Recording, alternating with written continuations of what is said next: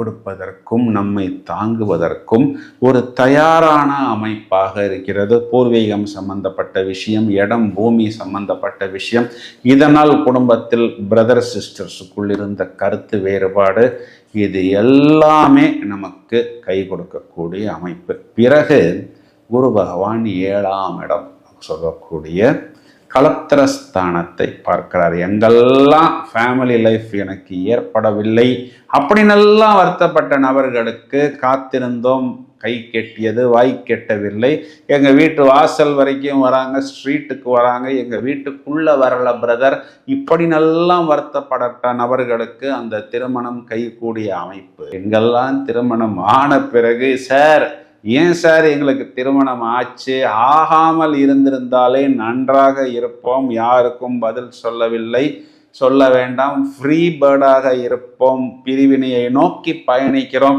என்ன இருந்தாலும் இது எங்களுக்கு ஒரு பிளாக் மார்க் தானே சார், இப்படி நல்லா வருத்த